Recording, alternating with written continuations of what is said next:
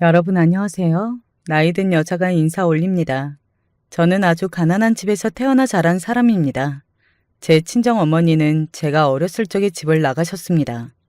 온 동네가 한동안 떠들썩하게 만든 일이었죠. 제 친정 아버지 쪽이 어머니보다 연세가 좀 많으셨어요. 두 분이 띠동갑이셨으니 말입니다. 내가 그렇게 속아 넘어가지만 않았어도 이런 집구석으로는 죽었다 깨어나도 시집을 안 왔지. 나보다 67살 많은 남자라고 하더니 어떻게 그것보다 한참 더 나이 차이가 난다? 게다가 아무것도 없는 집구석 꼬라지 좀 보라지. 당신은 철저히 속았기 때문에 시집을 오셨고 그게 잘못된 선택이었다며 어머니는 항상 화가 나 계셨습니다. 제가 형제로는 친정 오빠가 한 명 있는 게 전부인데요. 어머니는 오빠에게 그 화를 거의 안 푸셨고 항상 저에게만 푸셨습니다. 어린 딸을 그 작은 몸에 때릴 때가 대체 어디 있다고 화가 머리 끝까지 치밀어 오를 때마다 저를 때리셨어요. 저는 분풀이 대상이었던 것이었죠. 그래서 저는 아주 어렸던 나이부터 집에서 많이 맞았습니다. 저에게 당신의 화를 풀어대시던 그런 못난 어머니셨으니 집을 나가셨을 때 제가 기뻤을 것 같다고요? 좋아했을 것처럼 예상이 되시나요? 놀랍게도 그렇지 않았답니다. 맞고 살았는데 아무런 잘못도 하지 않았건만 억울하게 항상 혼이 났는데 그럼에도 어머니가 사라진 게 너무나도 슬펐어요. 자, 여기까지만 보자면 제 친정 어머니는 천하의 나쁜 모친이십니다. 아주 죽일 년이 따로 없으시죠. 저는 마냥 어리석하고 멍청하고 맞아도 찍소리 한번 못하는 바보 같은 아이였고요. 하지만 이건 겉으로 보고서 생각되는 것일 뿐 그 속을 면밀히 들여다보자면 이야기가 많이 달라지게 됩니다. 저를 낳아주신 어머니이기 이전에 단지 한 사람으로 보자면 그분의 인생이 어떠했는가 그 전부터 봐야 합니다. 어머니는 오남매 집안에서 태어나셨는데요. 집이 가난해서 줄임배를 움켜쥐고 잠을 청해야 하는 밤이 많았습니다. 좁은 방 한 칸에 온 식구가 다닥다닥 겹치듯이 누워서 매일 그렇게 배고픈 잠을 보냈습니다. 그래서였을까요? 전염병이 돌았을 때 커다란 피해를 입고 말았습니다. 영양 상태가 좋지 않았고 격리할 수 있는 공간도 따로 없었으며 결정적으로 의학 지식이나 상식이 부족했던 데다가 병원을 가고 약을 사다 먹을 돈은 더더욱 부족했으니까요. 전염병이 돌고 나서 몇 달 만에 5남매가 3남매가 되었습니다. 어머니의 부친, 즉 저희 외할머니께서는 멀리 타지에 나가서 돈을 벌겠다며 눈물로 짐을 싸셨습니다. 그리고 몇 주 뒤 싸늘하게 식어버린 몸으로 돌아오셨어요.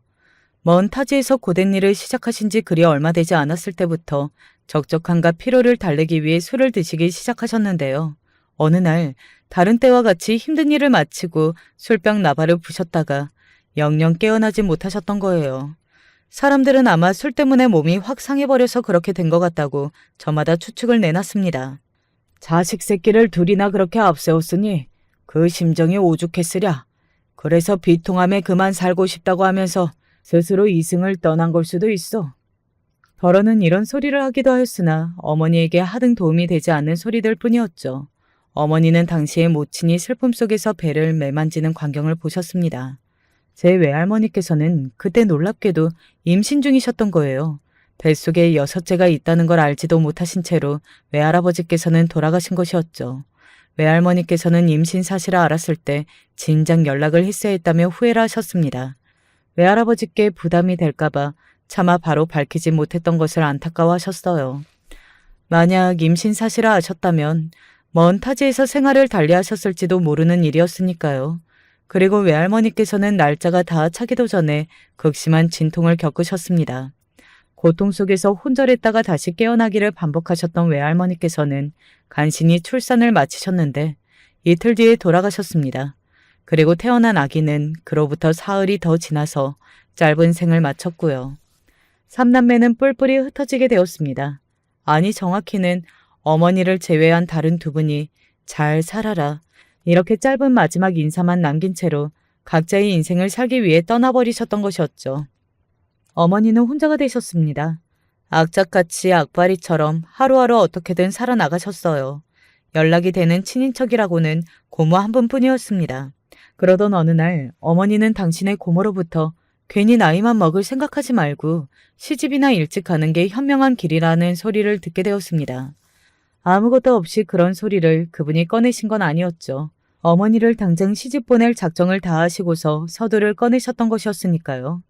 나이도 67살 정도 차이가 나고 그 집안이 유복하지는 않으나 적어도 굶어 죽을 걱정은 없어서 먹고 살 염려는 안 해도 되니 이 정도면 더 따지고 잴 것도 없다면서 어느 결혼 자리를 강력히 권하셨습니다. 어머니는 자꾸만 이어지는 강력한 권유에 별 수 없이 오래 버티지 못하시고 고개를 끄덕이셨던 것입니다. 얼른 시집가서 가정을 꾸리고 그렇게 안정되게 사는 것이 좋지 않겠냐는 당시의 고모의 말씀이 자꾸만 귓가에 메아리를 치고 있었으니까요. 그래. 결혼해서 그 생활이 나빠봤자 내가 살면서 겪은 것보다 뭘 더 얼마나 나쁘겠어. 어머니는 그런 생각으로 스스로 다독이며 가진 것을 바리바리 챙기셨습니다. 그렇게 어머니가 아버지에게 시집을 가게 되셨던 것입니다. 그러나 펼쳐진 생활은 당신이 막연하게 예상했던 범위를 아득히 뛰어넘는 것이었죠. 가장 첫째를 꼽아보자면 단연 아버지가 당신과 12살 위였다는 점이었고요. 어머니는 그걸 아신 순간부터 속았다는 기분을 단체 떨쳐내실 수가 없게 되었습니다.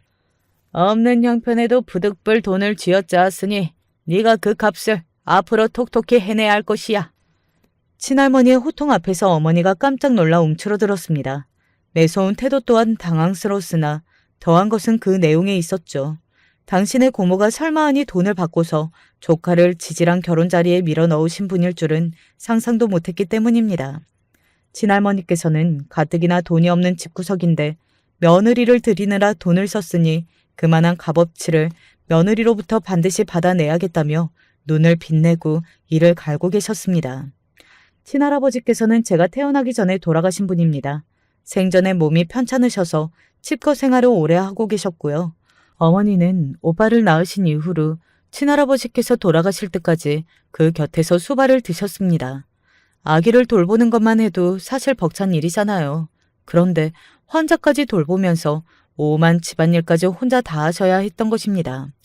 어느 날 아침 새벽에 발작이 크게 와서 병원으로 옮겨주셨던 친할아버지께서는 이튿날 바로 돌아가셨어요. 그리고 어머니는 손가락질을 당하셨습니다. 정성이 부족했던 거야, 정성이. 친할머니께서 앞장서서 당신의 며느리를 힐난하셨고 동네 사람들에게도 어머니가 환자 보기를 돌같이 하여서 이렇게 된 거라는 소리를 퍼뜨리셨습니다. 그 일은 어머니로 하여금 이런 생활을 끝내야 한다는 생각을 하게 만들었어요. 이혼? 그렇게 번거로운 걸 해내지 못할 것 같으면 그냥 내가 도망을 가버리면 되는 거지. 안 그래? 호련히 떠나버리셨던 당신의 형제들 역시 그러하였음을 떠올려내신 어머니가 더 이상 이렇게 살지 않겠다고 결심을 내리셨어요. 하지만 어머니는 여우 같지 못하셨죠. 그런 속내를 숨기지 않고서 전부 밝히셨던 거예요. 어머니 딴에는 그렇게 하면 친할머니께서 미안해하시고 반성을 하시고 태도를 달리하실 줄로 생각을 했기 때문입니다. 그러나 친할머니께서는 전혀 그리 굴지 않으시는 분이었고 오히려 그 후로 아버지까지 종용해 대시면서 어머니를 못살게 구셨습니다. 친할머니께서는 당신의 뜻에 아버지가 반하는 기색을 보이면 그 즉시 우는 소리를 시작하셨고 죽겠다고 하셨던 분이었습니다. 그런 식으로 아버지를 당신의 입맛대로 조정하려고 드셨죠. 아주 처음부터 그러셨던 것은 아니고 아버지가 사고를 당하신 이후로 점점 그렇게 변하셨다고 합니다. 당신의 자식에 대해서 매사에 통제를 하려고 드시는 경향이 갈수록 심해지셨던 거예요. 20대 초반의 젊은 나이에 운 나쁘게 당했던 한순간의 사고로 아버지는 다리 한쪽을 절게 되셨습니다. 이후 세상을 비관하고 우울해하고만 계셨던 아버지의 정신력을 친할머니께서 사실상 지배하기 시작하셨던 거예요. 자식을 살리고 위하는 길이라고 여기면서 말이죠. 부모님의 결혼도 당연히 친할머니께서 적극적으로 움직이셨던 결과물임은 다시 언급할 필요도 없었을 정도이죠. 내 말을 들으니 색시도 생겼고 아들 자식도 생겼잖아. 이것 봐라. 내 덕분에 네가 다 잘됐지. 그러니 이번에도 너는 내 말을 들어야 돼. 이 어미가 다 생각이 있어서 이러는 건데 네가 안 따라주면 이 어미는 어찌할까? 그냥 죽을까? 불편한 한쪽 다리, 그리고 사고 이후로 바닥을 치게 된 자존감과 자신감. 아버지가 기껏 푼돈이나 벌어오시는 분이 된 것은 자연스러운 수순이었을지도 모르겠습니다. 친할머니께서는 그런 모습마저 눈물겹고 대견하다고 하셨고요.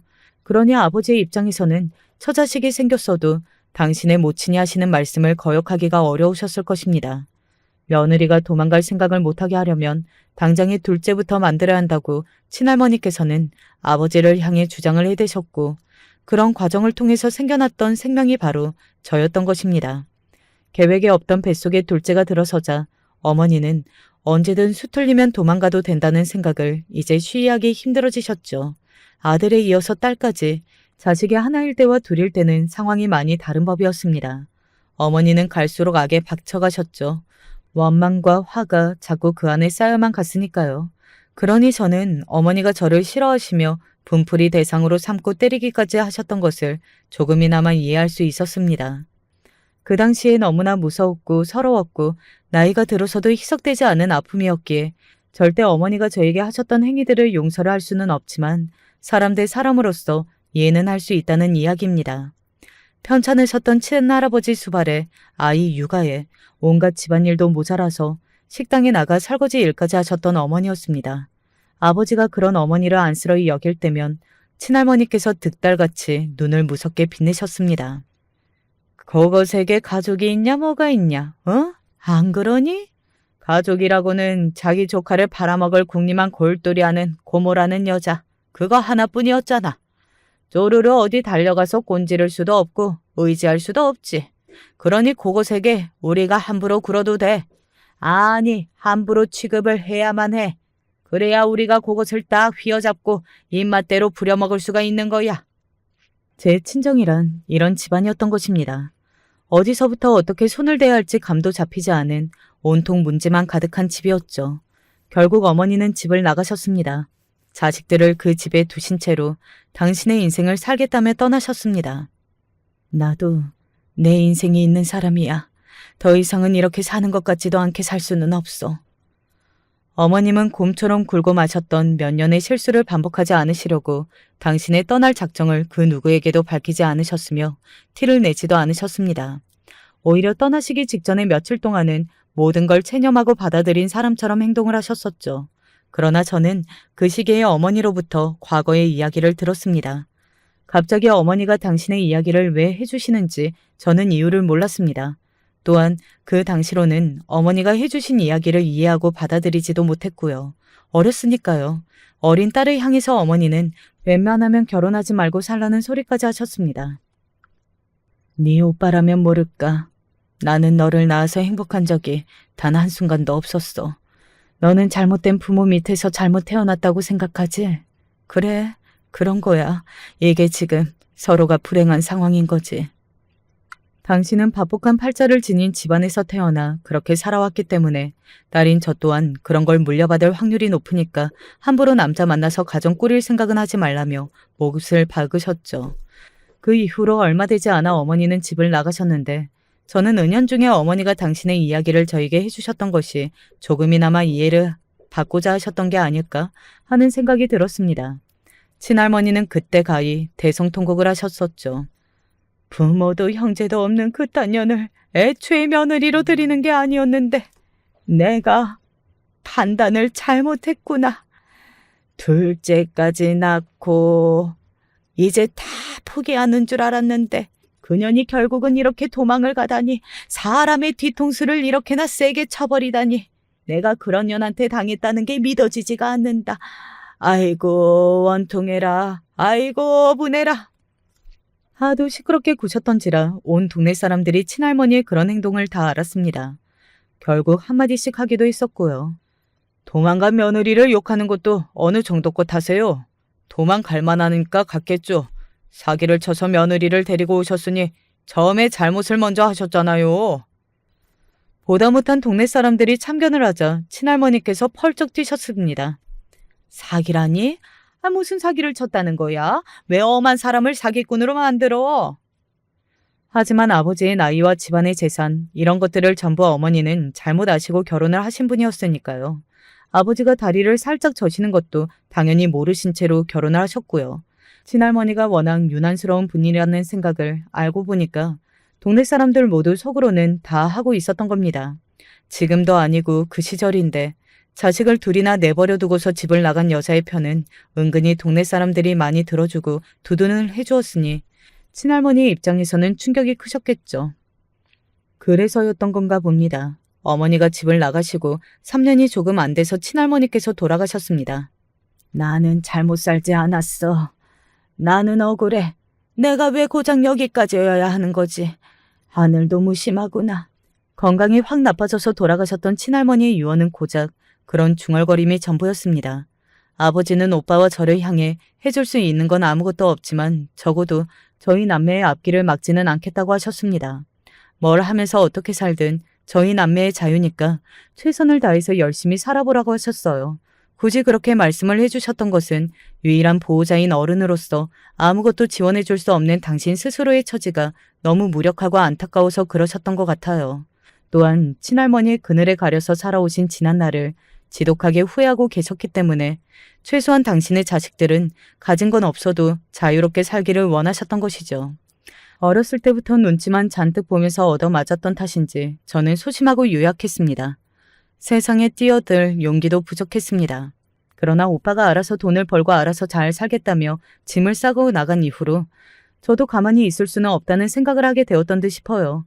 명목으로는 공장이 줄비에 있는 다른 지역으로 가서 숙식 해결을 하며 돈을 벌고 살겠다는 오빠의 뜻이었으나 진짜로 그렇게 이루어질지 어떨지는 알 수 없었죠. 정확히 어디로 가는지 말도 안 남겼고요.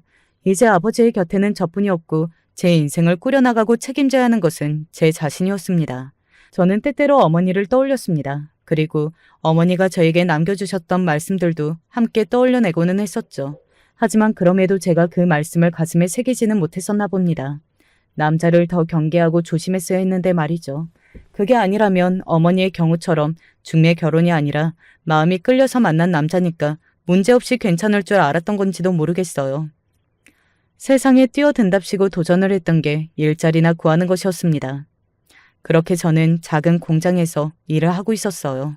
제 나이 20살 일하던 곳에서 만난 언니들과 제법 친해지게 되었고 근처에 반찬이 잘 나오는 식당이 있다며 저를 이끄는 손길에 따라갔습니다. 대학생들도 여기 많이 오잖아. 가격도 싸고 양도 괜찮으니까. 여기 주변에 있는 대학이라면 설마 거기 말하는 거야? 공부 잘하는 애들이 가는 곳? 언니들이 주고받는 이야기에 제가 귀를 기울였어요. 하나같이 다들 대학 이야기를 하며 부럽다는 눈빛을 하고 있었습니다. 저를 포함해서 모두가 대학과는 인연이 없었으니까요. 언니들은 그 대학교의 재학생들이 부럽다고 하였지만 저는 그렇지 않았습니다. 저와는 아예 다른 세상의 이야기라고 생각을 했기 때문입니다. 그래서 설마 제가 그 대학을 다니는 사람하고 인연을 맺게 될 줄은 몰랐어요. 어느 날 그 식당에서 자리가 없는 관계로 합석을 하게 되었다가 시작된 인연이었죠. 준수한 얼굴에 깔끔한 옷차림, 그렇게 얼핏 눈으로 보여지는 것만 가늠을 해보아도 잘 사는 집 아들처럼 보였습니다. 제가 아무리 세상 물정을 몰라도 그 정도는 느낄 수 있었으니까요. 제 두근거리는 심정이 드러난 눈빛을 상대가 느끼고 있는 듯 보였습니다. 남녀 간의 관계가 시작되는 것은 고작 그런 사소한 계기로도 가능한 것이었죠. 편의상 바로 남편이라고 칭하고 이야기를 이어가 볼게요. 제 남편은 처음에 제 예상대로 잘 사는 집 아들이 맞았습니다. 그런데 생각보다 조금 더 잘 살아서 알고 났을 때 제가 당황스러웠고요. 나는 이 사람에게 전혀 갖다 붙일 것도 아니구나. 일찍이 포기를 할까도 싶었습니다. 하지만 남편이 자꾸 저에게 자기는 무조건 진심이라고 하였어요. 자기의 마음에는 진심이 가득하며 자기는 저를 운명으로 생각한다고 하였죠. 저밖에 없다고 그랬습니다. 그런 소리를 듣고 어떤 여자가 가슴이 떨리지 않을 수 있을까요? 그러나 애써 저는 현실적인 대답을 내놓았어요. 어차피 우리는 안 돼. 결론은 정해져 있잖아. 오빠도 사실은 속으로 다 알고 있는 거잖아. 내 말이 틀려? 그러자 남편이 절대 아니라고 부정을 하면서 약간 발끈하는 듯 싶더니 저를 데리고 자기 집에 인사를 갔던 거예요. 시댁이라고 바로 칭할게요. 그때 남편의 손에 이끌려서 시댁으로 얼떨결에 인사를 드리러 갔는데 저를 보고서 다들 표정이 어두워졌습니다. 대략 저에 대한 소개를 그 자리에서 남편이 밝혔거든요. 이게 지금 말이나 되는 상황인지 어떻게 이런 일이... 충격을 받으신 시어머니께서 스르르 주저앉으셨고 그것이 신호라도 됐냐 시누이들이 일제히 남편에게 소리를 질러댔습니다. 너 지금 이게 뭐하는 짓이냐고요. 남편은 자기가 뭘 잘못했냐며 왔었고 시누이들이 이번에는 저를 향해 삿대질을 하면서 당장 나가라고 하였습니다. 저는 고개를 푹 떨구고서 돌아섰네요. 눈물이 앞을 가리더군요. 시댁을 나와서 한참을 펑펑 울었습니다. 집에 들어갈 때는 눈물 자국을 말끔히 닦고 들어갔는데 그럼에도 빨개진 눈가까지는 숨겨지지가 않은 모양이었어요. 저를 보신 아버지가 무슨 일 있냐고 걱정스레 물어오셨거든요. 원체 건강과 가깝지 않으신 분이었으나 예전보다 확실히 기력이 다 빠져서 초라하게 계신 모습을 보니까 제 가슴이 막 쓰라렸습니다. 어머니한테 왜 그러셨냐고, 왜 그렇게 무력하셨냐고 단 한 번도 아버지에게 따지지 못했던 것은 아버지 또한 어떤 측면에서 보자면 피해자였고 너무 안 된 분이었기 때문입니다. 좁고 어둑한 저희 집을 보니까 몇 시간 전에 보고 온 멀쩡한 시댁하고는 비교도 안 되었죠. 대체 인생이 뭔가 싶었네요. 답을 모르겠으나 일단 지독하게 불공평한 것이라는 점만은 확실했습니다. 아버지, 사실은 제가 만나는 사람이 부잣집 자식이에요.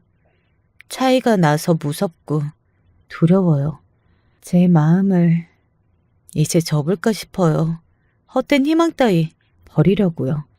저는 제 상황을 솔직하게 밝혔는데 아버지로부터 의외의 대답을 들었습니다. 네가 어디가 어때서? 네가 괜찮은 여자이기 때문에 그런 부잣집 자식놈도 너를 만난 것 아니겠냐? 자신감을 가져라. 네 마음이 가는 대로 따라가도 좋아. 어차피 한 번뿐인 인생이야. 아버지가 그렇게 대답을 해주실 줄은 전혀 몰랐습니다. 너무 의외였고 괜스레 제 마음이 풀어지더라고요. 그래서 이튿날 남편과 진지한 이야기를 하러 만났을 때 그 자리에서 헤어지자고 선을 긋는 대신 더 마음을 다하며 만나자고 말을 해버렸던 것입니다. 남편이 기쁜 얼굴로 저를 안아주었고 그 후로 저희는 시댁에 굳이 말을 안 하고서 몰래 만남을 이어갔습니다. 그러다가 뱃속에 아이가 들어섰어요. 이걸 어째야 하나 싶어서 고민에 고민을 거듭하다가 남편에게 털어놓았습니다. 그러자 남편은 아이가 생겼으니 책임지고 저와 결혼을 해야겠다며 시댁에 선언을 하였어요.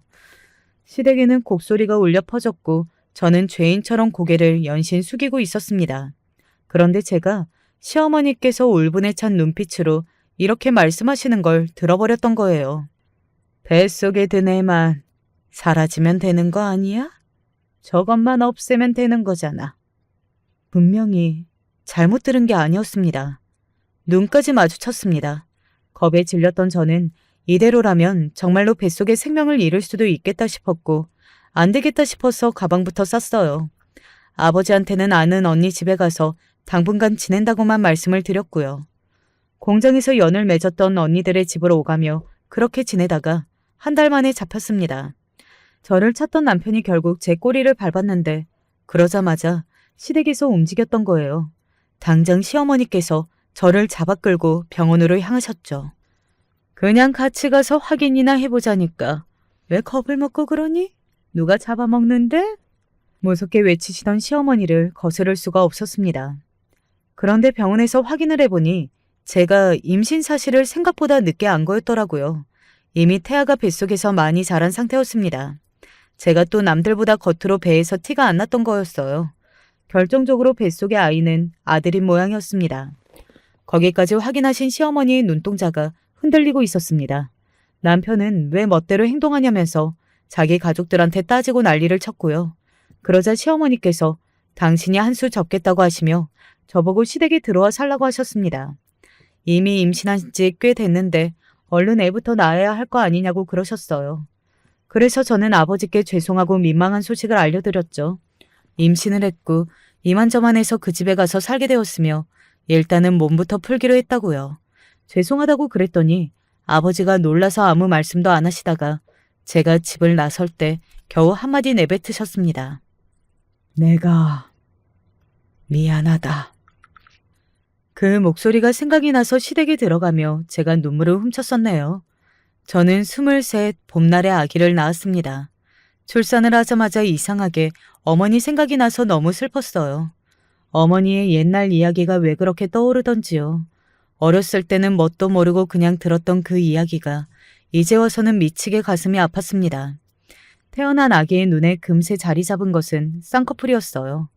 저는 쌍꺼풀이 없었고 시댁 사람들은 모두 있었습니다. 또한 아기를 보면서 시어머니께서는 당신의 막내 동생이 떠오른다고 하셨었죠. 그렇게 아기가 당신의 손자임을 시인하고 인정하셨고요. 저는 아기를 낳고서 시댁에서 그냥 그렇게 살았어요. 아무런 말도 못 꺼내고 아기를 돌보면서 집안일을 하면서 그렇게 시댁에서 조용히 살았습니다. 다들 저를 군식구 대하듯 서늘하게 쳐다봤고 그것은 때때로 남편도 마찬가지였습니다. 저는 제가 이방인이라는 생각을 지울 수가 없었고 그 누구의 비위도 거스르지 않기 위해서 숨을 죽이고 하루하루를 보냈어요. 그러다가 아기의 첫 돌이 지나고 나서 제가 간신히 입을 뗐습니다. 근데 우리는 부부가 됐다고 관공서에 가서 신고도 안 하는 거야? 그러자 남편이 크게 당황했습니다. 그거? 이미 다 돼 있는데? 정말이야? 나는 하루 간 기억이 없는데 어떻게 돼 있지? 그거 원래 아기가 태어나면 자동으로 신고가 되는 거야. 시스템이 그래. 그렇구나. 나는 또 괜한 걱정을 했네. 민망해하던 제가 남편의 눈에는 얼마나 바보 같아 보였을까요?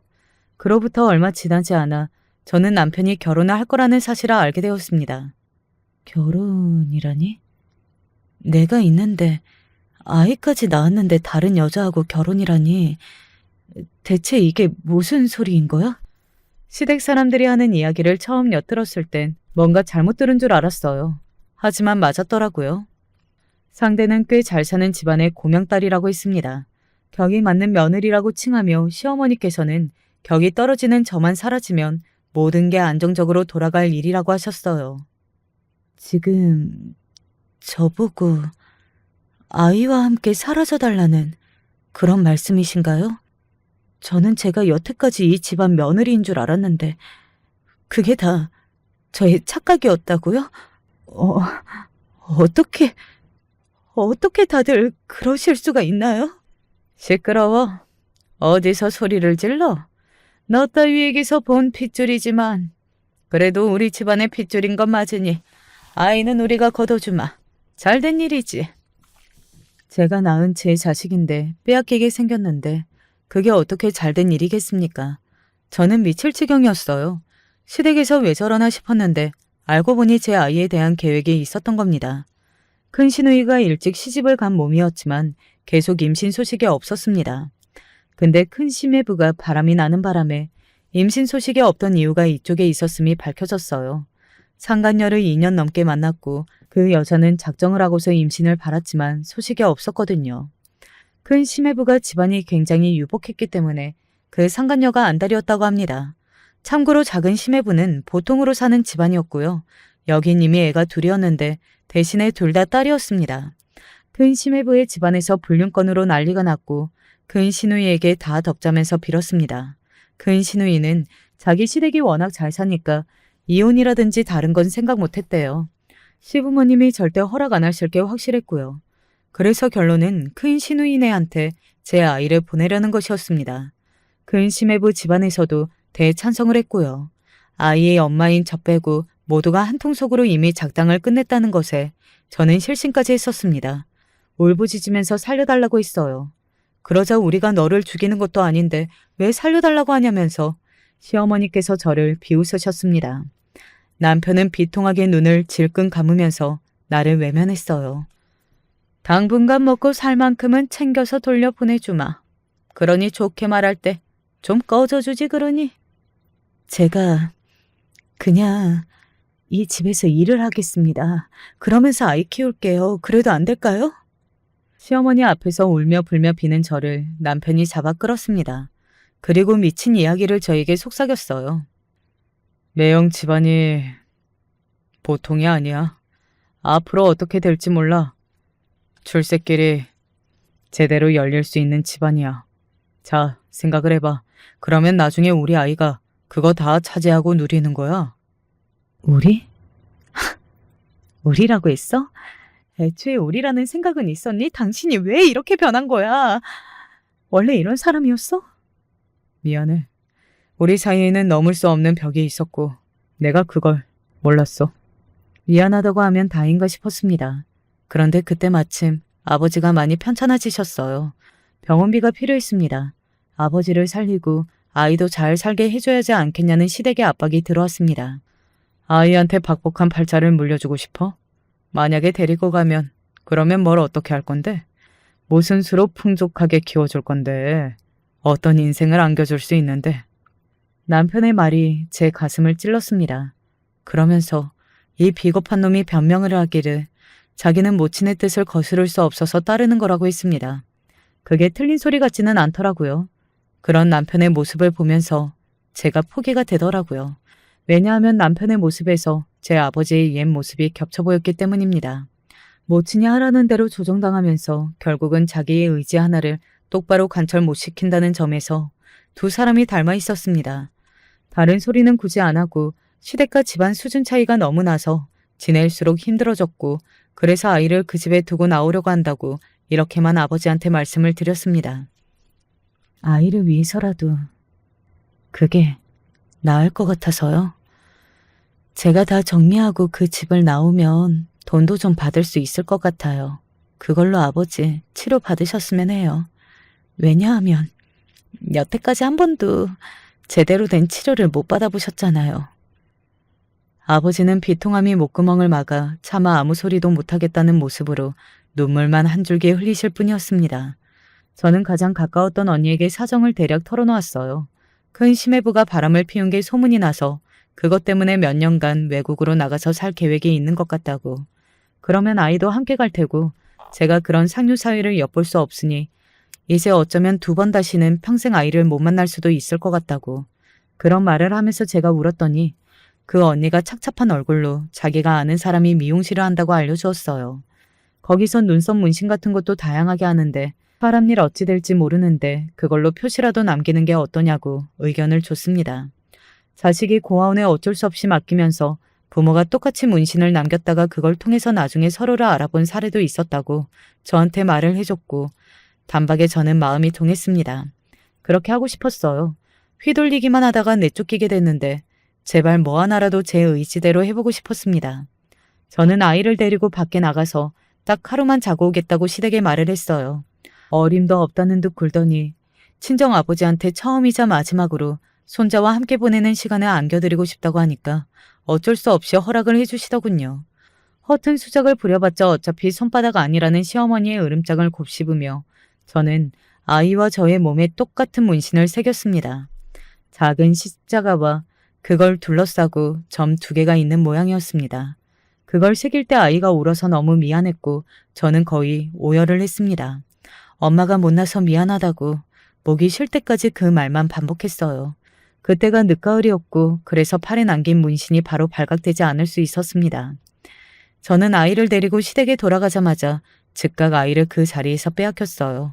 큰 시누이가 아이를 낚아채서 자기가 안았고요. 가방 하나가 제 발치에 날아왔습니다. 그거 들고 당장 여기서 꺼져. 2번 다시는 나타나지 마라. 그때는 어떤 보복을 우리가 할지 모르니까. 설마 이렇게 바로 아이를 빼앗기고 내쳐질 줄은 몰랐기에 적어도 하루 이틀은 주어질 줄 알았기에 제가 망연자실에 있자 시어머니께서는 아예 가방을 대문 밖으로 던지셨고 제 머리채를 쥐고서 저까지 밖으로 끌고 나가셨어요. 제가 바닥을 구르는 모습을 보시며 혀를 끌끌 차시던 게 마지막 모습이었죠. 어떻게 너 같은 게 주제도 모르고 우리 아들하고. 더러운 년. 쾅 닫히는 대문 소리를 뒤로 한 채 저는 가방을 품에 안고서 절뚝거리며 걸어갔습니다. 정신 나간 사람처럼 울면서 웃었습니다. 아버지의 병원에 치료가 없었다면 그대로 돌아가실 뻔한 상태였습니다. 받은 돈으로 아버지를 치료받게 해드렸어요. 그러던 어느 날 오빠가 돌아왔습니다. 새언니를 옆에 데리고서 말이죠. 오빠는 새로운 지역에서 돈을 많이 버는 것엔 실패했지만 좋은 인연을 만났습니다. 새언니는 조용하고 인자한 사람이었어요. 남매가 어째 반대가 된 것 같다는 아버지의 말씀을 듣고 오빠가 이유를 여쭈었습니다. 제가 아이까지 낳고 살다가 돈이 든 가방 하나만 받고 내쫓겼다는 전말을 알게 된 오빠가 한참을 탄식했습니다. 저는 수치스러웠고 서글퍼서 한참 고개를 들지 못했는데 어느새 제 곁에 새언니가 다가와 있었죠. 그 고요한 위로가 많은 위안이 되었습니다. 새언니 쪽에서 먼저 다 함께 살자고 말을 해왔어요. 저를 혼자 두면 안 될 것 같다고 그러더라고요. 갑작스러운 상의가 시작되었고 모두가 부산으로 내려가서 같이 살게 되었습니다. 처음 살아본 지역에서 적응하느라 정신이 없는 것도 심신을 안정시키는 것에 도움이 되더군요. 저 거대한 바다를 보며 싹 다 잊으라고, 남은 인생은 어떻게든 잘 살아봐야 하는 거 아니냐고 새언니가 그렇게 말을 해줄 때마다 저는 다시 시작해볼 용기가 났습니다. 아버지는 부산에 내려간 지 5년여가 되었을 때 돌아가셨습니다. 저에게 유언으로는 미안하다는 말씀과 함께 자식을 등지고 인생을 찾아 떠났던 어머니처럼 저도 제 아이는 이번 생에서는 생각도 하지 말고 얼른 새로운 인연을 만나 진정한 새 출발을 했으면 좋겠다는 바람을 남겨주셨어요. 어렸을 적에는 답답하게만 보였고 원망만 되었던 아버지였는데 돌아가실 때에는 안타깝고 애절한 마음만 제 안에 남아 있었습니다. 저는 아버지의 마지막 말씀을 지키기 위해서라도 저만 보고 저만 생각하며 살았습니다. 제가 어머니의 딸이라서 그랬을까요? 제 배로 낳은 자식이 이 세상에 있다는 것을 알면서도 멀쩡히 저만의 일상을 어느새인가 살아나가기 시작했습니다. 그럴 때면 문득 제 어머니 또한 아주 잘 살고 계실 거라는 생각이 들어서 가슴 한켠이 후련해지기도 했습니다. 20대 후반의 나이에 새로운 인연을 만나서 결혼을 했어요. 아주 순박하고 진국인 남자였죠. 결혼하기 전에 저의 과거를 다 밝혔는데 다른 말 하나 없고 그저 괜찮다라고 말해준 남자였습니다. 오빠와 새언니는 계속 부산에서 살았으나 저는 결혼하고 두 아이를 낳고 지내다가 10년째가 되던 해에 다시 상경을 하였습니다. 애들 아빠의 일 문제 때문이었죠. 다시 올라왔을 때까지만 해도 정말 앞길이 창창할 줄 알았는데 그렇지만도 않았어요. 어려울 때가 많았습니다. 그럼에도 어찌어찌 살다 보니까 두 아이를 대학에 보냈네요. 큰애가 첫 취업을 했을 무렵 저도 새로 시작하게 된 일이 있었습니다. 소위 파출부로 불리는 일이었는데요. 그 옛날에 공장에서 인연을 맺었던 언니 한 분하고 상경을 한 뒤에 연락이 닿게 되었는데 쭉 소식을 주고받으며 지냈거든요. 이 언니가 파출부 일을 하였고 그쪽으로 소식통이 밝았습니다. 권유를 받아서 처음에는 아기를 키우는 젊은 부부 집에 가서 일을 해봤는데 꽤 적성이 맞았고 은근히 보람되더라고요. 그 부부가 멀리 이사가게 돼서 올해 그 집 일은 못하게 됐지만 파출부를 구한다는 곳에 저를 연결해 주었어요. 저를 아주 잘 봐주었던 것이죠. 고마운 마음에 거절할 생각은 못하고서 소개를 받은 집에 가보았습니다. 주소지를 받고 찾아간 곳에서 제가 처음 든 생각은 난 이 집에서 일을 못하겠다였습니다. 왜냐하면 서울뿐 아니라 우리나라 전체에서 꼽아도 이것보다 잘해놓은 고급 빌라는 없을 것 같았거든요. 유명 연예인이며 사업가들이 산다는 그런 곳에 제가 어찌 발을 들이겠나 싶었는데 저를 맞아주신 사모님의 인상이 너무 좋았어요. 생각보다 너무 집주인이 젊길래 실례지만 나이를 여쭈었더니 고작 30대 중반밖에 안 되셨더라고요. 그런데 이런 곳에 산다니 인생의 출발부터 남들과는 달랐구나. 남편분이라는 여기 사장님은 또 얼마나 대단한 사람일까? 감탄을 하다 보니까 저도 모르게 홀린 듯이 일단 일을 해보겠다는 식으로 말을 내뱉은 후였습니다. 알고 보니까 제가 일을 했던 집, 거기 젊은 부부하고 여기 사장님 내외가 같은 교회를 다닌다고 하더라고요. 그래서 아는 사이였던 거예요.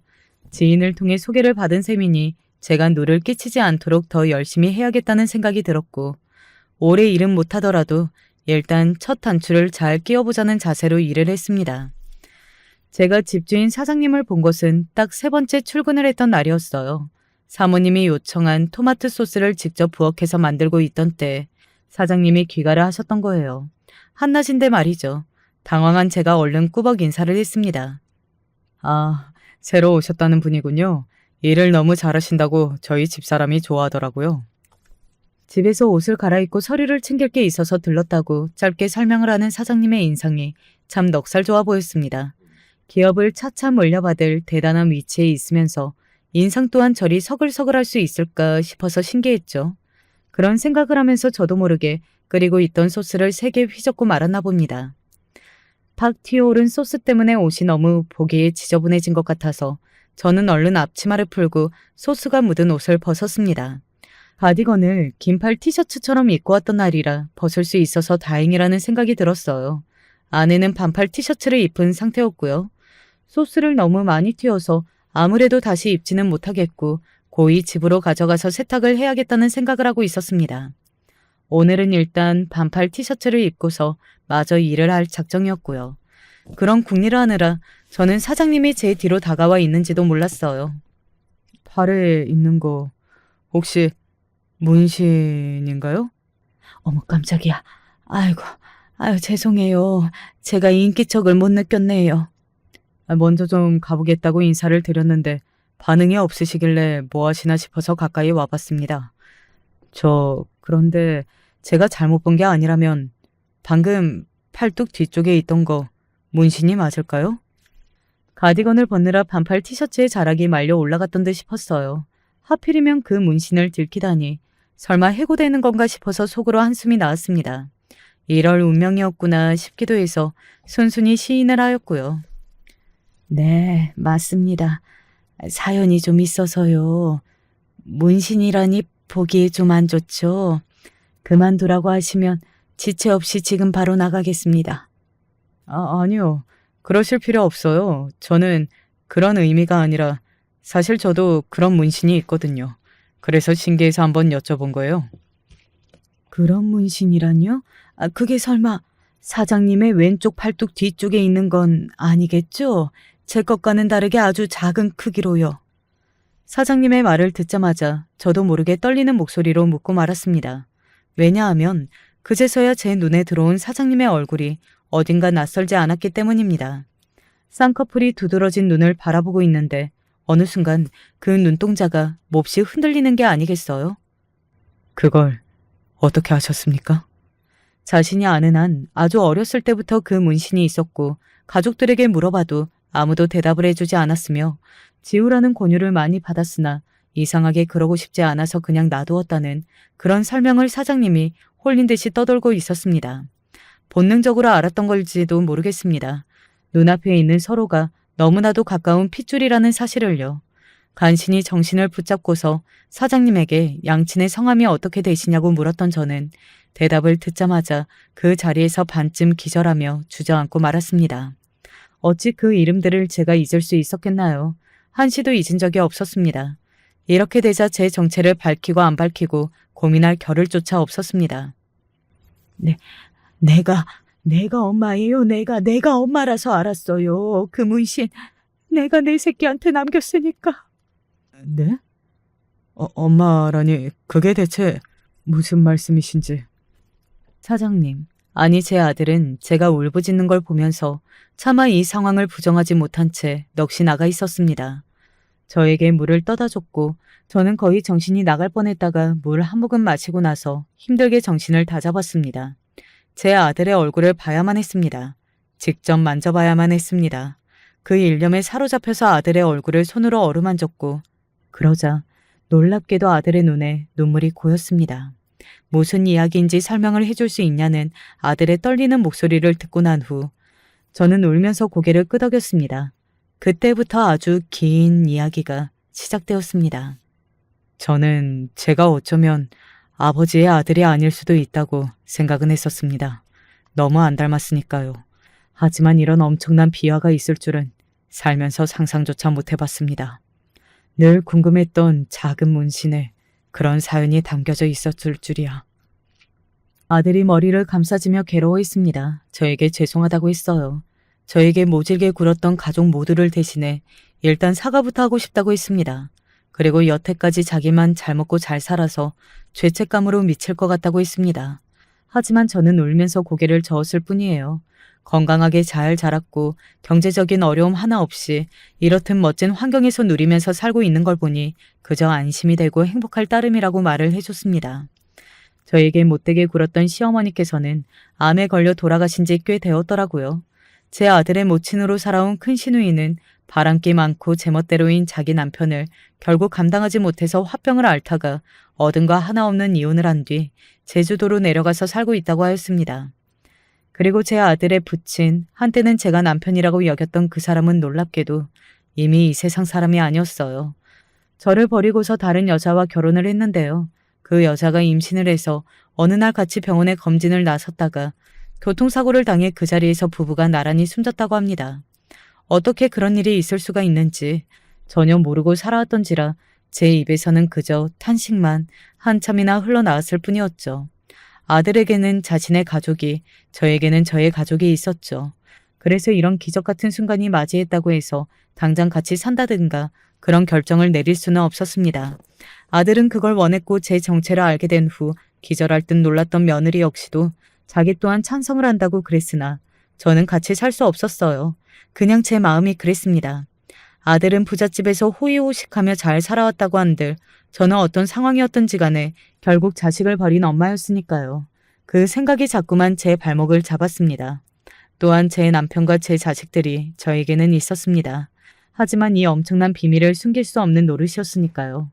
다 같이 모인 자리에서 공개를 했고 아들은 저희 가족에게 앞으로 아낌없는 지원을 해주고 싶다는 뜻을 밝혔어요. 제가 남은 평생 호강시켜 드릴게요. 너무 늦었지만 이제라도 그럴 수 있게 해주세요. 네? 엄마. 아들의 입에서 나오는 엄마 소리 하나만으로도 저는 세상을 다 가진 기분이었습니다. 여기까지 살아보길 정말 잘했다는 생각이 들었어요. 허투루 쓰인 순간들이 결국 하나도 없는 것이었다는 강한 확신이 들었습니다. 그리고 제 지난 이야기를 모두 알게 된 아들이 저에게 제안하기를 한번 자기 외할머니를 찾아보면 어떨까 싶다고 그러더군요. 제 친정 어머니 말입니다. 저의 허락만 떨어지면 자기는 그렇게 하고 싶다고 했어요. 어머니를 이제 와서 찾아보는 게 맞는 건지 아니면 그분의 인생에 간섭을 하지 않고 그냥 가만히 있는 게 맞는 건지 이것만큼은 쉽게 결론을 내릴 수가 없습니다. 이런 상황에서 여러분이 저라면 어찌하시겠나요? 나이 먹는 것에 익숙해졌다고 생각했는데 여기 올라오는 사연들을 보고 있으니 새삼 제가 지내온 세월들이 새롭게 느껴지는군요. 저 역시 평탄한 인생은 아니었어요. 오늘은 오래전 멀리 간 남편도 떠올려 볼 겸 가슴 깊은 곳에 있던 제 이야기를 꺼내보려 해요. 들어주실 거죠? 저는 아주 젊은 나이에 남편을 잃게 되었어요. 우선 저와 남편은 어릴 적 같은 동네에서 자라오게 되었는데요. 한창 어릴 적 우리 동네 아이들은 모두 바닷가 근처에서 자라서 친구 마냥 놀이터 마냥 그 주변에서 놀곤 했었어요. 같은 학교에 다녔던 남편도 그 바닷가 옆에서 놀던 아이였어요. 저는 남편이 명운이라는 이름에 매번 자주 놀러 나오는 바닷가가 어디라는 것을 알고 있었기에 좋아한단 말은 못하고 늘 그 주변을 서성거리곤 했었어요. 저는 몸이 조금 좋지 않아서 햇빛을 너무 쬐면 어질어질하고 팔 쪽에 알레르기가 나곤 했었는데 그런데도 참고 걸어서 남편을 보러 갈 만큼 오랫동안 좋아했어요. 그런데 한 번은 돌아오는 길 마주친 남편이 매번 기다리고 있는 저를 보고 어쩔 수 없다는 듯 혀를 차면서 같이 집에 가자 하더군요. 너무 좋아 입이 해벌쭉 벌어졌죠. 하지만 한창 내리쬐는 더위 앞에 힘들어서 그랬는지 가는 내내 연신 땀이 나고 앞이 어지럽더군요. 진순이, 너 얼굴이 왜 그래? 어디 아파? 아니라고 말은 하고 싶었지만 진짜로 한쪽 머리가 띵하게 울려오는 것이 대답을 제대로 하기 힘들었어요. 그런 저를 보더니 결국 명훈이는 완전히 제 마음을 뺏어버리는 행동을 하게 되었어요. 엎혀 얼른. 아니야, 괜찮아 나. 아, 얼른. 그런데 이때 저만 괜찮다고 생각했는지 명훈이 등에 엎여 뭔 정신인지도 모르는 상태로 집에 도착하자 엄마는 제 얼굴을 보고 기겁하시더라고요. 어머, 진순이 왜 그래? 너 괜찮은 거야? 엄마 말로는 이미 제 얼굴이 하얗게 질려 있었다고 하고 누가 봐도 평범한 상태는 아니었다고 했어요. 허난 저는 그것도 모르고 실실거리다 쓰러지고 말았습니다. 그리고 한동안 약을 먹어야 했는데요. 그럼에도 불구하고 그 이후로 저는 남편에게 완전히 마음을 빼앗겨 동네 사람들이 수군거릴 정도로 열렬히 쫓아다녔고 결국 우리는 연애하는 사이가 되었어요. 그러면서 어느 정도 나이가 되자 우리는 자연스럽게 양가 허락을 받고 결혼을 하게 되었어요.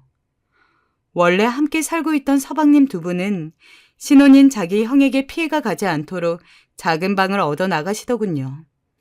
그렇게 해서 저와 남편은 시어머니와 함께 셋이 살아가게 되었는데요. 어머니는 딸이 없어 늘 딸이 고팠다며 저에게 정말 너무 잘해주셨어요. 어찌 보면 당시 몸이 아픈 며느리는 아들 고생시킨다며 흉보는 것도 있었지만 어머니는 그런 분이 아니셨어요. 진순아, 많이 아프니? 좀 여기 누워있어 보거라. 아니에요, 어머니. 밥 차려야죠. 애는 무슨, 아픈 애가 무슨 밥을 차린단 게야. 그러지 말고 여기 내 무릎에 누워보래도 배를 이렇게 살살 문질러주면 좀 편안해질 거야. 가끔 제가 기력 없어 앉아있고 하면 어머니께선 저를 무릎에 앉혀놓고 배를 살살 만져주셨기도 했어요. 이렇게 하면 아픈 배도 얼른 낫고 기력도 돋는다면서요. 그때는 정말 모든 게 얼마나 멋지고 좋게 느껴지던지 남편은 이렇게 없는 집에 시집 오게 해서 미안하다고 했지만 전혀 그런 생각을 해본 적이 없어요. 가끔 눈 감으면 아직도 이때가 눈가에 어른거려 그리울 정도인데요. 눈을 뜨면 그렇게 내가 좋아해서 따라다니다시피 했던 남편이 있고 건너방에는 딸마냥 다정스레 잘해주시는 시어머니가 있고 그리고 밥 짓는 냄새가 솔솔 나는 그런 집이 저는 너무도 좋았습니다.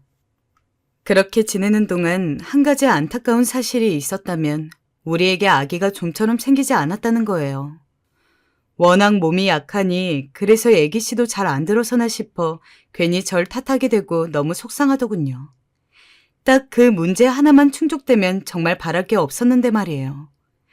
허나 제가 풀이 한껏 죽어 아무것도 못하고 있으면 남편은 그런 제게 다가와 이리 말해주었답니다. 진순아, 괜찮아. 아기는 하늘이 주시는 거라 하잖아. 마음 편히 기다리다 보면 이쁜 아기가 우릴 찾아올 거야. 알았어. 여보, 고마워. 그래, 진순아. 시애미도 그리 생각한다. 그러니 너무 기운 빼지 말아라. 알겠지? 그나마 남편과 시어머니가 저를 위로해 주었기에 버틸 수 있던 나날들이었죠. 그러나 인생은 어쩜 이렇게 가혹하고 욕심쟁이처럼 없는 사람한테 더 앗아가려 하는 걸까요? 이때 그렇게 아기가 안 들어선다고 탓하고 울기에는 내가 이미 많은 것을 누리고 있었다는 것을 너무 뒤늦게 알게 되었어요. 그날 모든 일이 벌어진 그 밤, 비바람이 치고 전쟁이 난 것처럼 천둥번개가 무섭게 꽝꽝거리던 밤, 아침부터 전 묘하게 기분이 좋지 않았고 내내 마음이 가라앉아 있었어요. 그냥 여느 때처럼 몸이 안 좋아서 그런가 보다 하며 그럭저럭 남편을 아침에 배웅해 주었어요. 그리고 가끔 일찍 들어올 때가 있고 늦을 때가 있는 남편을 위해 밥도 준비하고 집도 치우고 이것저것 일들을 하고 있는데 유독 날씨가 짓궂더군요. 바다에 나간 가족들을 둘러보는 사람들의 마음이란 늘상 이럴 때 썩 좋지 않았고 우리 남편은 더더욱 뱃일을 하는 게 그렇게 손에 익지 않고 힘들다는 말을 많이 했기 때문에 무척 마음에 걸렸어요.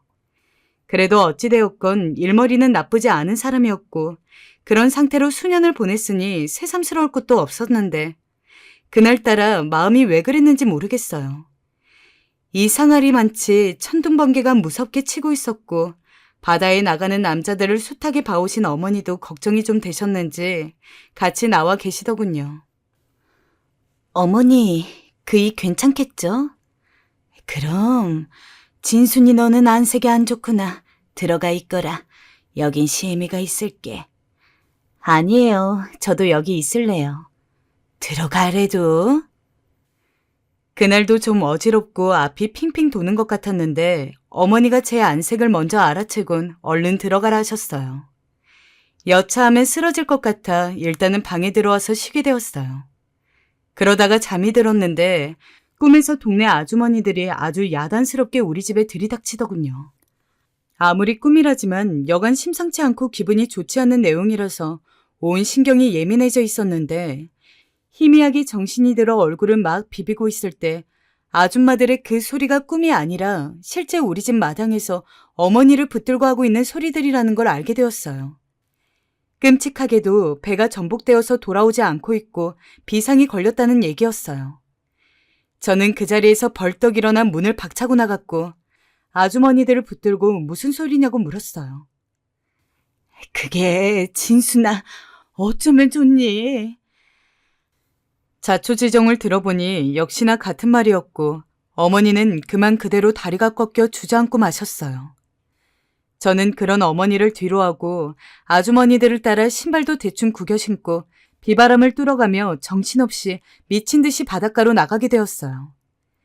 그날 아침 이후로 저는 계속 그 바닷가 앞에서 돌아올 배를 기다렸어요. 제발, 여보, 돌아와.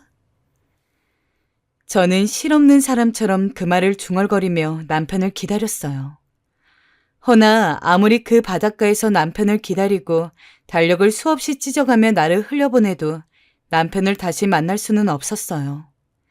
아침에 잠깐 피곤한 얼굴로 나갔던 남편은 그렇게 바다에 휩쓸려서 어디까지 가버렸는지 정말 황망하고도 말도 안 되는 상태로 저와 어머니로부터 분리되어 버렸어요. 제가 바닷가에서 못 나오고 있자 아줌마들이 달려와 저를 끌어내다시피 하여 바닥에 눕혀 죽을 떠먹여 주셨죠.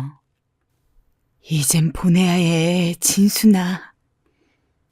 보내야 한다니 누굴 말입니까? 저는 그때까지도 남편의 죽음을 받아들일 수 없었어요. 허나 그 후 남편을 잃은 저는 유가족이라는 어이없는 이름표를 달고 있어야 했으며 어머니와 저는 넋이 나간 상태로 뭘 삼키지도 못하셨어요. 보다 못한 친정 어머니가 와서 밥을 억지로라도 챙겨주려고 하실 정도로 보통 비참한 상황이 아니었어요. 1년에 몇 번이고 아파서 알아눕는 삐쩍 마른 아내를 데리고 살면서도 늘 수줍게 웃어주고 꽃을 따다 귀 옆에 꽂아주던 남편. 육지로 나가서 그 하고 싶은 공부를 더 했더라면 더 많은 걸 했었을 그 사람. 어머니와 아내를 먹여 살리기 위해 좋아하지도 않은 바다로 나가서 늘 꾸준히 일을 했던 그 사람. 이제 그 사람은 없었어요. 저는 이 모든 것이 다 내 탓 같았고 스스로가 너무 원망스러웠어요. 결혼을 하지 않았더라면 적어도 어머니만 계신 상태였다면 이런 일이 있었을까 하는 생각이 머릿속을 계속해서 맴돌았어요. 내가 이 사람의 짐이 되어 발목을 잡은 것 같아 하루에도 몇 번씩 괴롭고 토할 듯한 메스꺼움이 올라왔어요. 어머니의 슬픔은 이루 말할 수가 없었어요.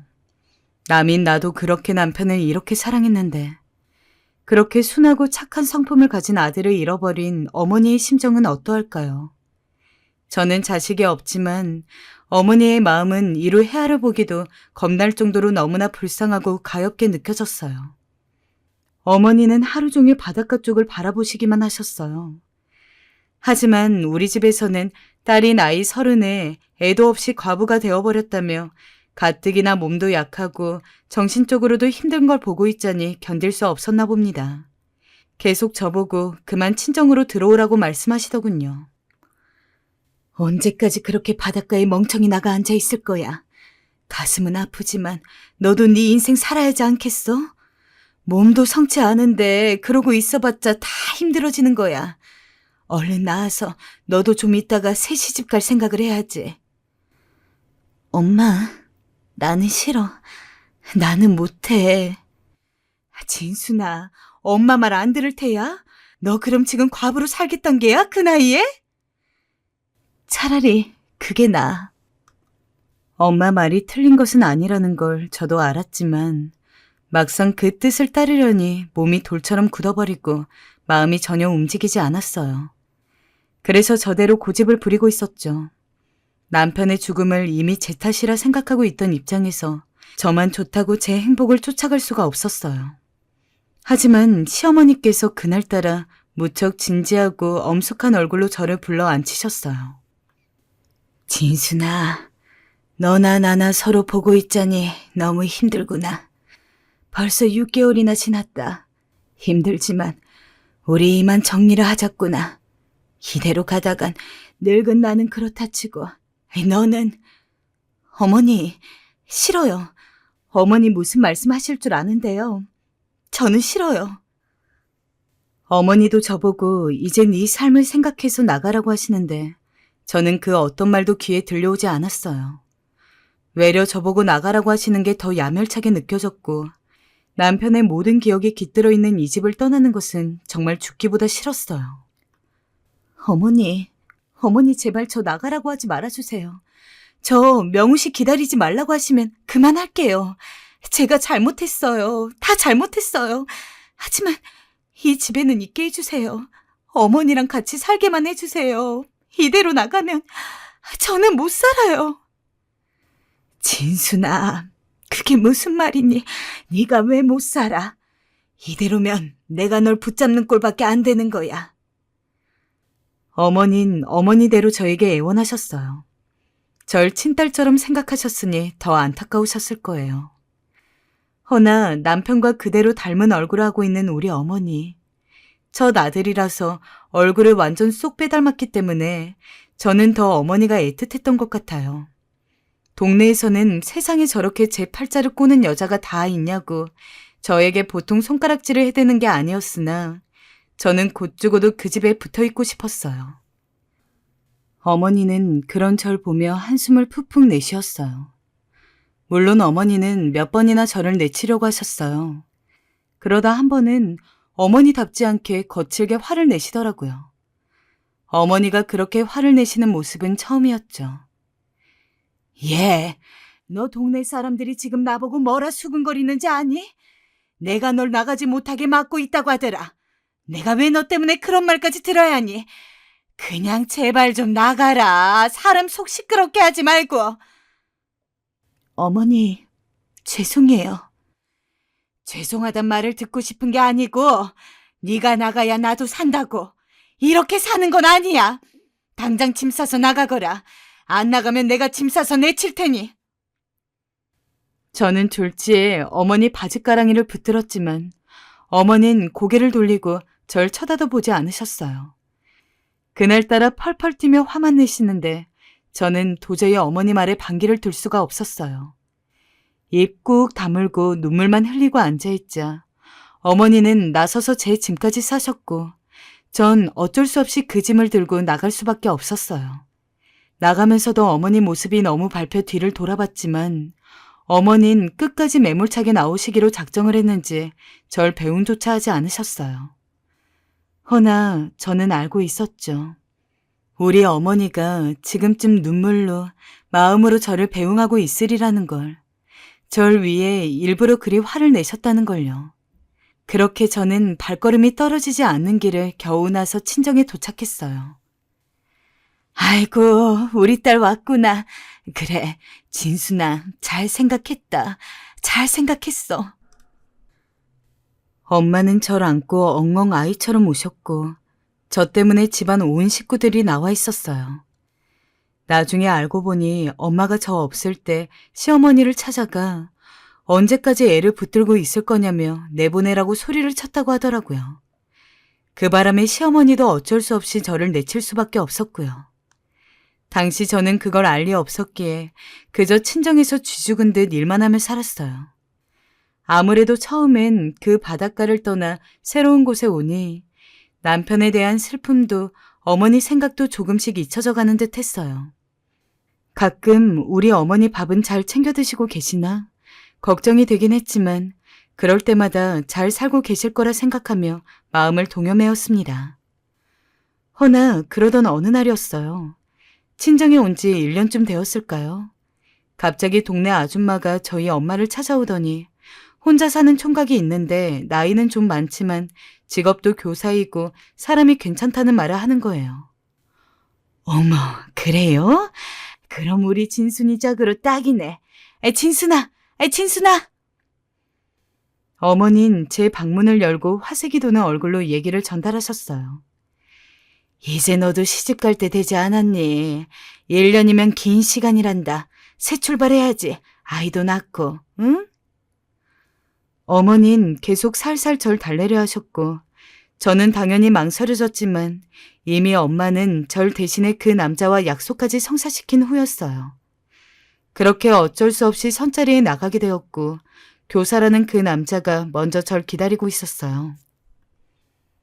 안녕하세요. 진순 씨라고 하셨죠? 예쁘게 생기셨네요.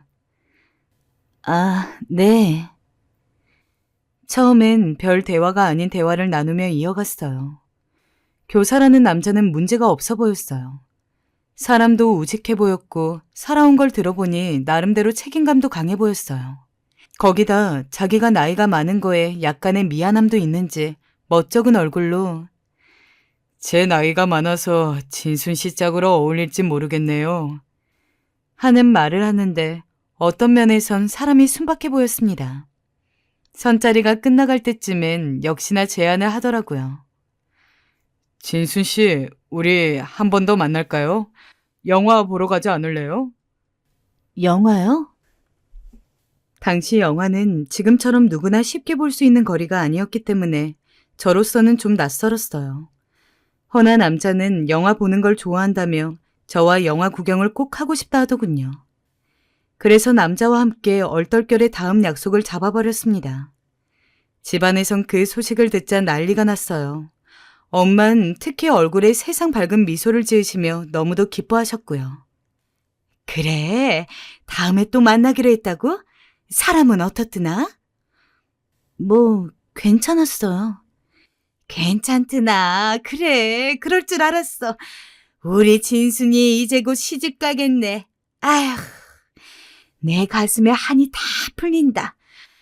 아이고, 하나님 아버지, 이렇게 우리 진순이를 살리시네요.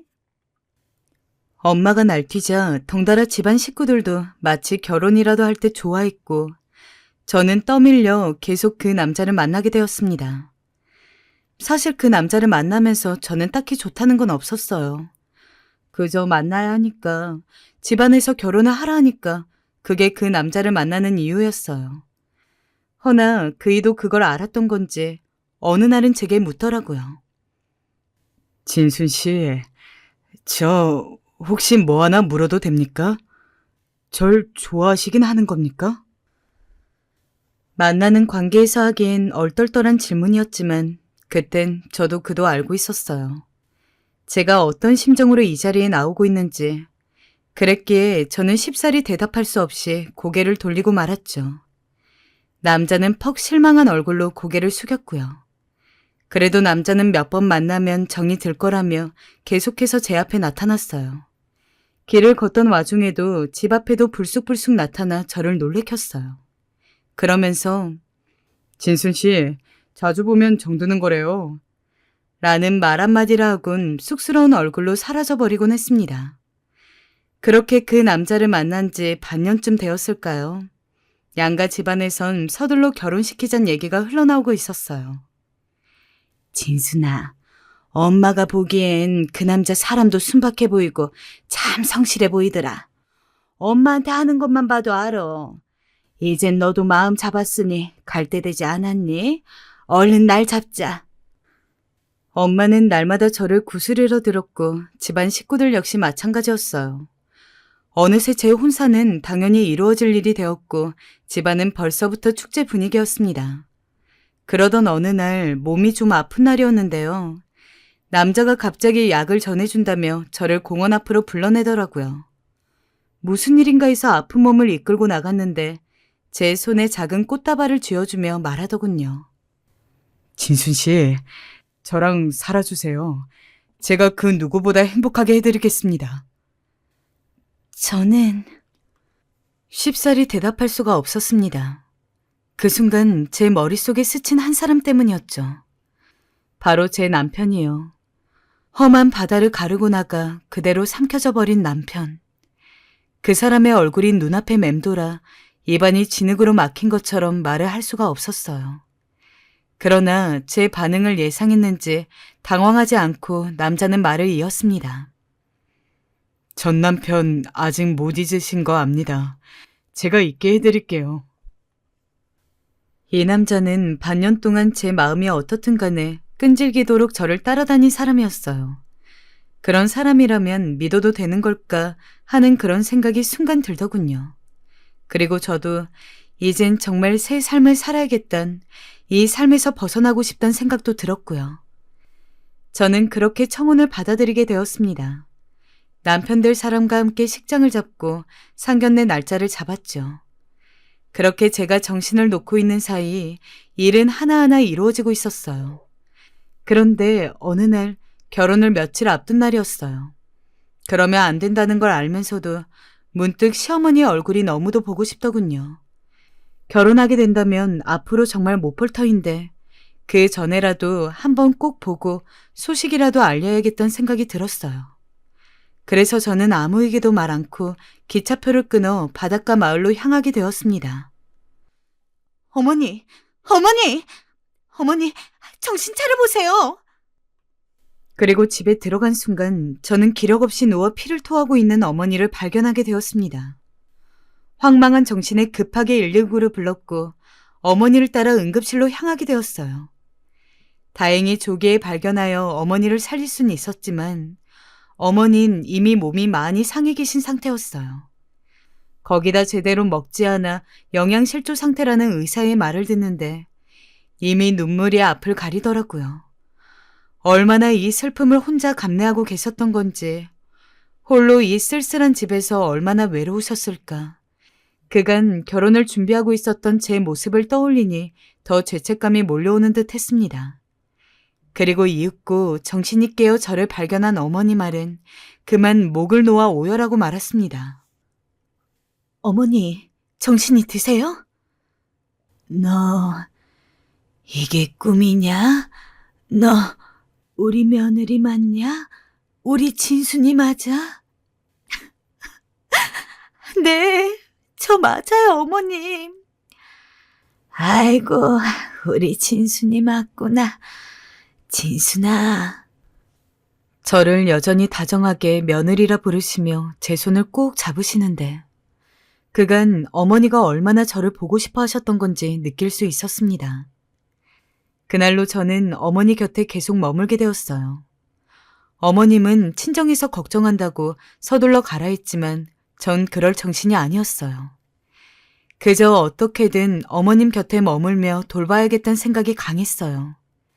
하지만 제가 친정으로 돌아가지 않자 저희 엄마가 결혼이 엎어질까 걱정이 되셨는지 어딘지 바락바락 캐묻게 되셨고 제가 주소를 알려주자 엄마 대신 결혼할 그이가 절 찾아왔더라고요. 진순 씨. 상우 씨. 이분이 진순 씨의 시어머니 되셨던 분이세요? 고우시네요.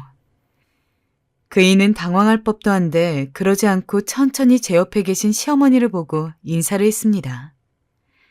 제가 결혼할 남자예요, 어머님.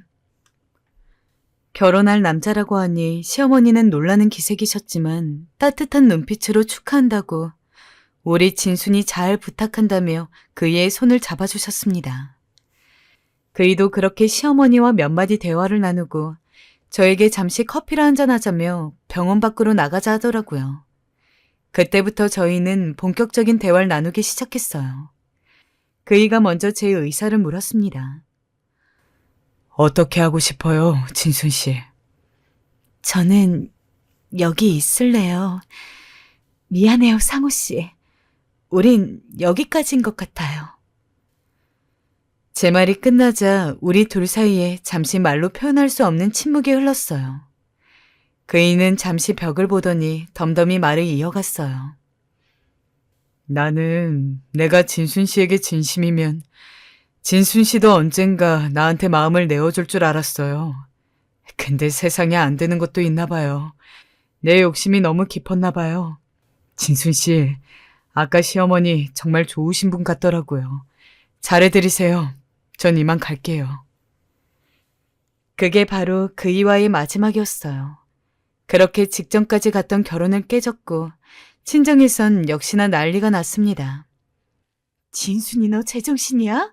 당장 들어와. 왜 네가 시어머니도 아닌 사람 옆에부터 병간호를 하는 게야. 얼른 들어오라고. 엄마는 저 때문에 며칠을 끙끙 앓으셨다 해요. 골칫덩어리 딸이 과부를 자처하더니 이젠 시어머니까지 모시고 살겠다니 엄마 입장에선 당연히 속이 썩을 만도 합니다. 그래서 아직까지도 엄마에게 자식으로서 죄송스러워요. 허나 저는 당시 이미 마음이 굳은 상태였어요. 시어머니 역시 반대할 게 분명했지만 저는 어머니 옆자리가 제 자리라 여겼어요. 시어머니가 태어난 날 시어머니를 집에 바래다 주고 정성스레 밥까지 차려드린 후 조심스레 말씀을 드렸습니다. 어머니, 저 여기서 살고 싶어요. 뭐? 그게 무슨 말이냐? 결혼할 네가 왜 내 옆에 있겠단 거야? 어머니, 저 결혼 안 하기로 했어요. 어머니랑 그냥 살래요. 어머니는 저희 엄마보다 더 격한 반응을 보이셨어요. 이러면 하늘로 간 아들이 날 꾸짖을 거다. 이건 날 위한 길이 아니다. 저에게 화도 내시고 달래기도 하며 어떻게든 집으로 돌려보내려 했어요. 어떤 날은 내쫓기도 했고요. 하지만 저는 그때마다 집 안으로 기어들어와 집안일을 했고 결국 저에게 어머니는 두 손 두 발 다 들어버리셨죠. 진순아, 그럼 약속해라. 좋은 남자가 있으면 가기로. 네가 정말 마음에 드는 사람이 있으면 떠나기로. 알겠니? 네, 알겠어요, 어머니. 어머니와 그런 작은 약속을 하나 하고선 그렇게 천천히 다시 일상 속으로 힘겹게 걸어 들어가게 되었어요. 사실 문제는 생계였어요. 생활을 책임졌던 남편도 없고 이제 뭐라도 해야 했어요. 그래서 동네 아주머니들과 여기저기 물어보러 다니기도 하고 친정에도 도움을 구해서 살 길을 조금씩 마련해 나가게 되었어요. 아주머니들은 처음엔 제 흉을 보시기도 했지만 그럼에도 아픈 시어머니를 모시고 산다는 게 대단하다며 절 적극적으로 도와주시곤 했어요. 그러다 평소 절 기특하게 여기시던 어떤 아주머니가 제안을 하셨어요. 진순아, 너 앞으로 네 시어머니랑 같이 살려면 장사를 차라리 해보는 게 어떻겠니? 생선이요? 응, 시장에서 생선이라도 팔면 입에 풀칠은 하고 살 수 있지 않겠니? 아주머니 말을 들으니 그것도 좋은 생각인 것 같았어요. 그래서 낮엔 시장에서 생선을 팔며 그렇게 살아가게 되었는데요. 생선을 팔고 난 후엔 어머니 식당으로 갔어요. 어머니는 본래 아주 조그만 식당을 하셨고 뱃일을 하고 내려온 사람들이 허기를 달래는 작은 곳이었어요.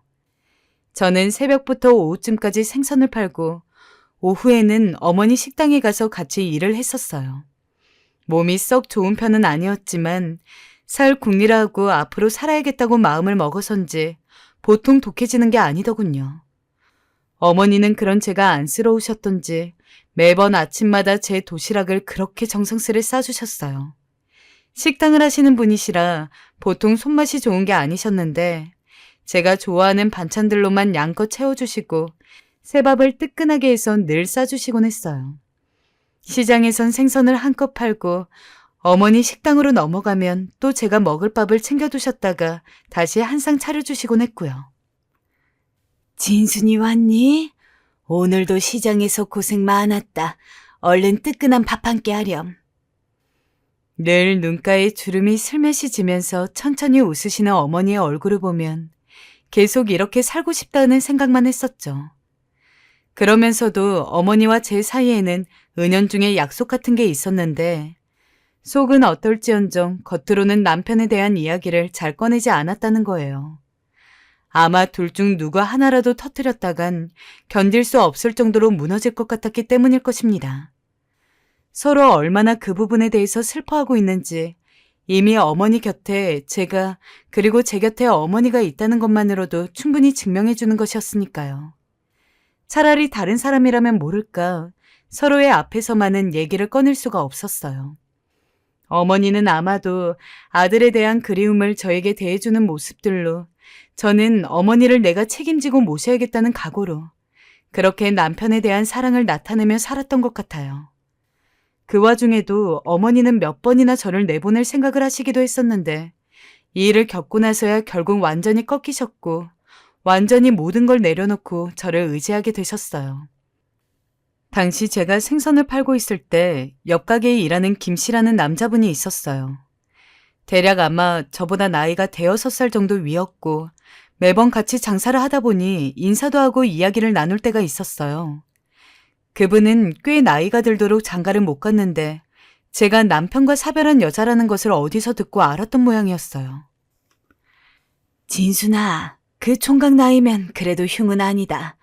몇 년 전에 여기 왔다던데 그 사촌도 그렇고 총각네 집이 꽤 잘 사는 모양이야.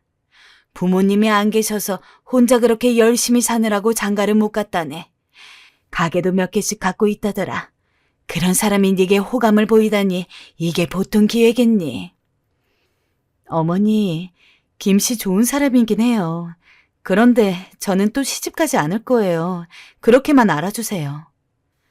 진순아, 너도 좀 지나면 마흔이 될 텐데 그때는 더 이상 남자가 없을 거야.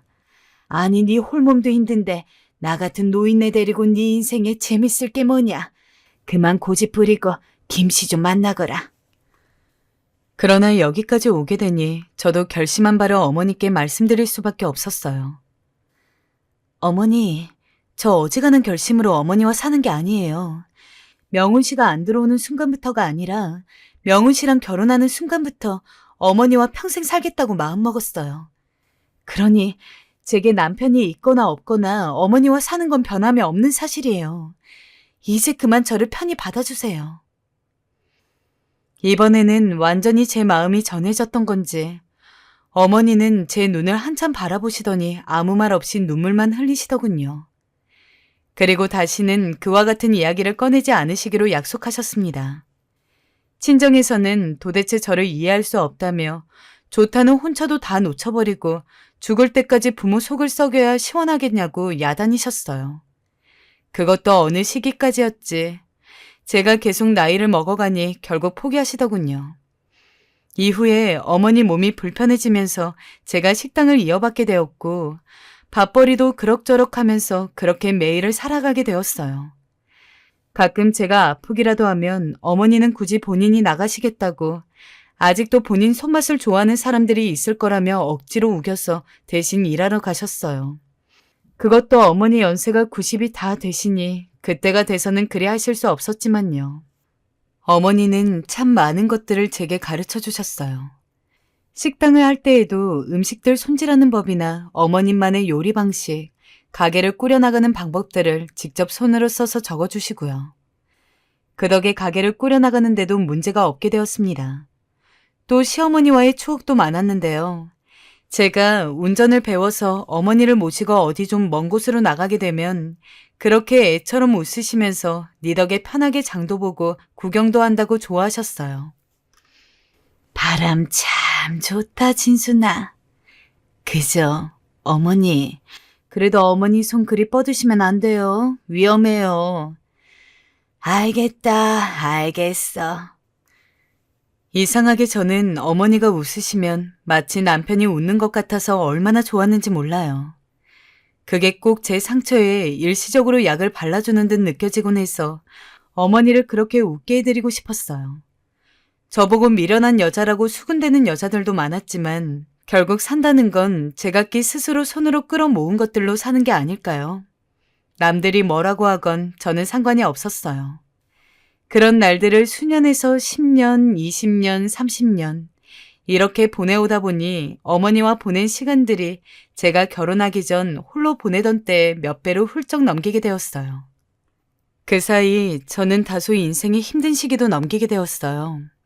바로 저희 친정엄마가 돌아가신 거였어요. 자식이라면 누구나 한번 부모를 보내야 하지만 평소 엄마 가슴에 대못을 많이 박은 자식이라 그런지 슬픔이 다른 자식들보다 몇 배로 더 컸어요. 엄마 영정사진 앞에 있는데 제가 여기 있을 자격이 있나 하는 생각마저 들더라고요. 허나 시어머니가 엄마가 돌아가셨을 때도 같이 오셔서 제 마음을 참 많이 다독거려 주셨어요. 진순아, 너무 마음 아파하지 말거라. 분명 좋은 곳으로 가셨을 게다. 네 어머니가 일전에 날 찾아와서 한 말이 있어. 진순이 네가 자신에게 가장 어여쁜 자식이라 하더라. 넌 그런 자식이다. 저는 어머니의 말에 더 목이 메인 듯 울었고 그 후 어머니의 보살핌 덕분에 겨우 정신줄을 붙잡을 수 있었어요.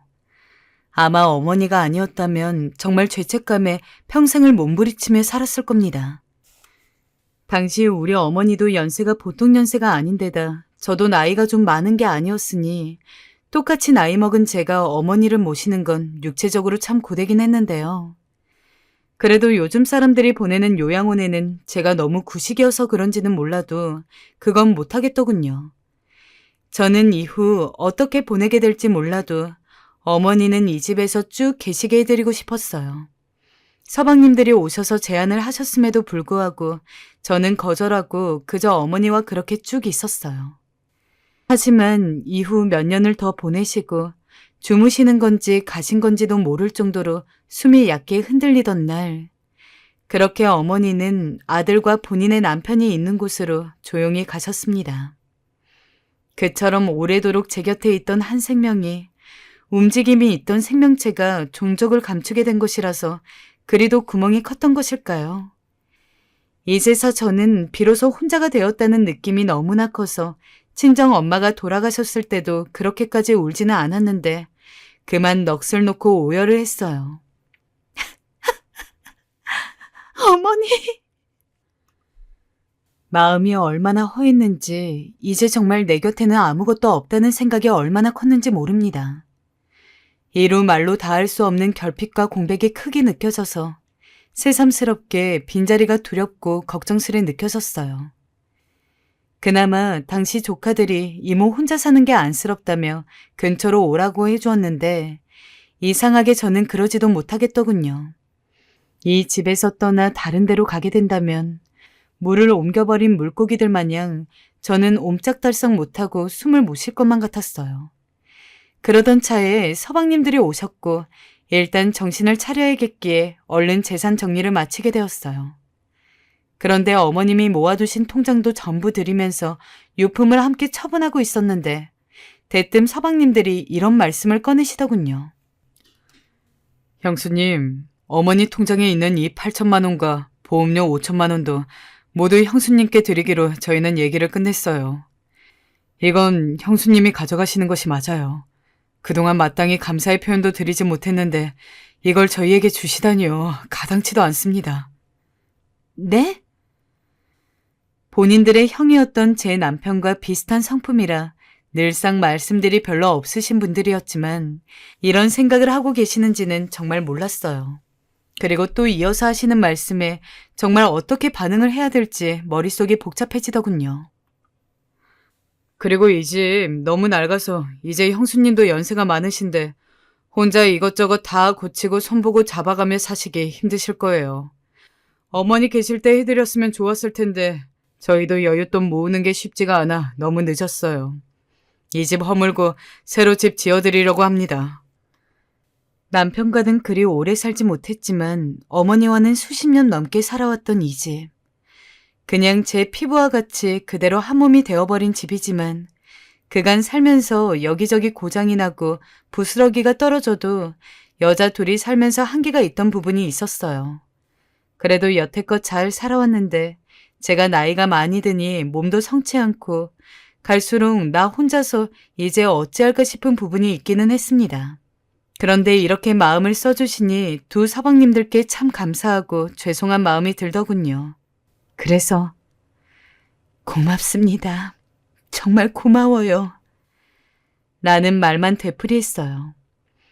지금은 공사가 들어가 있고 저는 언니들이 얼마간 와 있으라고 해서 번갈아가며 함께 지내고 있는데요. 내 자매들이니 편히 대접받으며 살고 있기도 하지만 여전히 어머니와 남편의 기억이 깃들어 있는 그 집 생각이 많이 나기도 합니다.